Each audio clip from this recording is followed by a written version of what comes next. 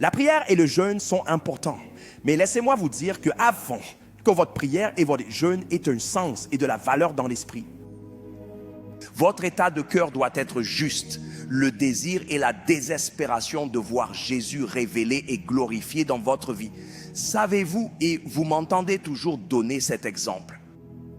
Imagine que Dieu ouvre vos yeux au prophétique et qu'un millionnaire ou milliardaire, les milliardaires sont partout dans votre église ou votre ministère. Vous pouvez littéralement les regarder et Dieu ouvre vos yeux et vous voyez ce qu'ils ont dans leur compte. Vous avez déjà acheté du sable à bâtir pour construire votre maison et vous êtes limité. Il n'y a pas d'argent. Vous avez tout calculé. Votre ingénieur vous a dit 300 millions construiront une structure solide pour vous. Et les gens vous font confiance. C'est alors que vous saurez si vous êtes sauvé ou non. Parce qu'une parole prophétique spectaculaire.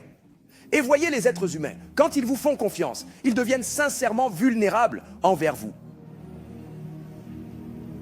Vous pouvez dire à quelqu'un, regarde, tu as 1 250 000. Ah oui, c'est vrai. Oh oui, l'autre partie, je ne toucherai pas le milliard. Mais cette autre tranche rend à César ce qui, vous savez, vous pouvez tout déformer.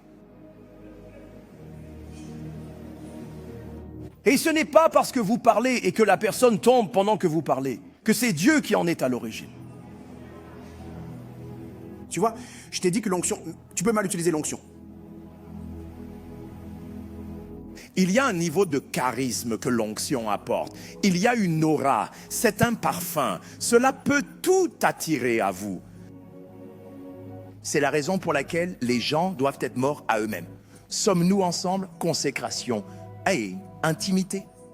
Proverbe 23, verset 26. C'est devenu un hymne dans ma vie et je prie pour que quelqu'un obtienne enfin cette révélation. S'il vous plaît, regardez. Mon fils, donne-moi le tien. Beaucoup de gens donnent à Dieu des offrandes. Beaucoup de gens donnent à Dieu la chair. Dieu ne veut pas de votre chair. Il ne cherche pas votre offrande, votre dîme. Toutes ces choses sont secondaires. Permettez-moi de vous dire sincèrement, si vous voulez le pouvoir avec Dieu, koinonia, écoutez-moi, ce que Dieu veut, c'est votre cœur. Je peux vous dire par l'autorité des Écritures, par le privilège d'apprendre des pères et par ma propre expérience, que si vous êtes vraiment loin de Dieu, il y a presque une adoration semblable à celle des dieux que les gens peuvent apporter autour de vous à cause de la manifestation surpassant toute compréhension de l'excellence de Dieu dans votre vie. Même toi, parfois tu te regarderas et diras, mon Dieu, qui suis-je? Je sais ce que l'onction peut faire, croyez-moi. Et si vous n'êtes pas brisé devant Dieu, et surtout notre génération de ministres, petite grâce, oui, petite onction, et c'est tout. Vous voyez des gens se comporter mal partout avec l'onction. Petite prophétie, petite apostolique et toutes sortes de choses. Et Dieu se retire davantage car il veut te donner. Mais quand il te teste avec cela, tu es impoli, tu es sans foi ni loi, tu es indiscipliné, tu es rebelle, tu n'as aucun respect pour l'autorité. Dieu dit, non, ce peu que nous avons donné à ce gars, laissons-le là. Si nous multiplions cette onction, tu guériras tout le monde. Cela signifie que les gens commenceront à s'agenouiller, lécher ta chaussure, t'adorer, t'appeler roi des rois, puis ils recevront la guérison et partiront. Une autre personne fera ce genre de choses. Allez lire les histoires de personnes, je ne suis pas sarcastique, qui n'ont pas permis à Dieu de travailler sur leur cœur. Prédicateurs, laissez-moi vous encourager. Co-ouvriers dans l'évangile, faisons attention à la manière dont nous distribuons les grâces aux gens. Ce n'est pas parce que les gens sont engagés et que leurs cœurs sont ouverts, qu'ils sont préparés. Laissez Dieu les évaluer pour ne pas oindre des personnes qui seront un préjudice pour vous et pour les autres. L'histoire nous a appris une leçon. Oindre des personnes non préparées conduit toujours à des préjudices. Nous sommes tous des étudiants dans l'école de l'esprit. Ne vous méprenez pas. C'est comme donner votre voiture et la confier à votre enfant de 12 ou 13 ans. Avec l'intelligence des enfants aujourd'hui, on peut même conduire les yeux fermés. Les enfants ont maîtrisé l'art de surprendre tout le monde. Mais il y a de fortes chances que cet enfant, il soit probablement le seul avec cette voiture parmi ses contemporains. Et c'est l'orgueil, pas l'incompétence, qui tuera cet enfant. Sais-tu ce que cela signifie de porter la grâce qui te donne accès aux destinées à la loyauté aux finances des gens. C'était un père dans le Seigneur, Baba Adeboye, qui a fait une déclaration un jour et il a dit, par la grâce de Dieu, s'il a besoin d'une chemise aujourd'hui, par le privilège de l'influence que Dieu lui a donnée, il peut faire une déclaration et dire, frère, j'ai besoin d'une chemise. Et il a dit littéralement, sans exagération, sa taille ne pourra pas être écoulée sur le marché parce que tout le monde voudra aller. Et savez-vous ce que cela signifie d'avoir ce niveau d'influence? Ne me dis pas, ça va aller. Voyez-vous pourquoi Dieu travaille sur nos cœurs? Vous pouvez parler à quelqu'un et dire, au nom de Jésus-Christ que le Seigneur vous élève. Et en 2 semaines, il revient, il est devenu milliardaire.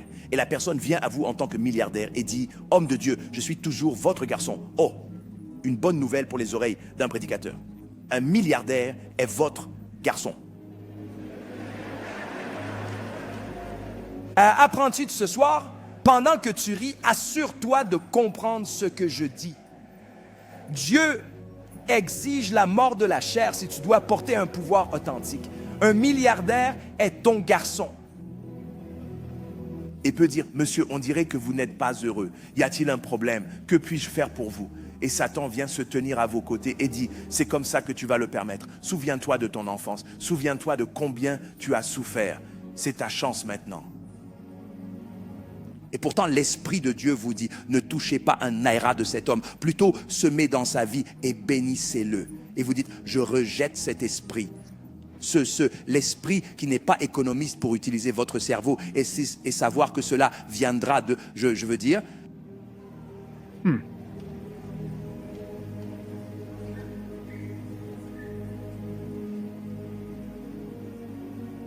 Peux-tu être si loin que Dieu te place au milieu de la grandeur et que tu gardes encore ta maîtrise de soi?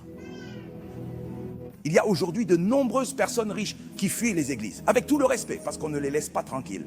Dès que le prédicateur prêche, ils regardent tout le monde, mais ils savent à qui il parle.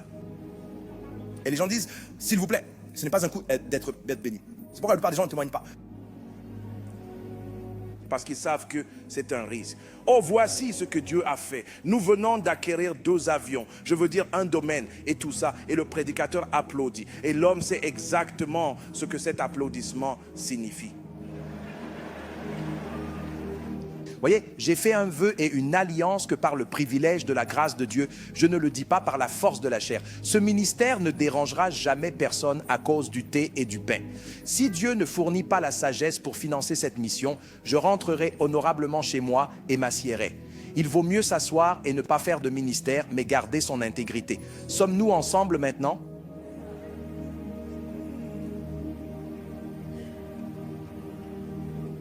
Consécration et intimité avec Dieu.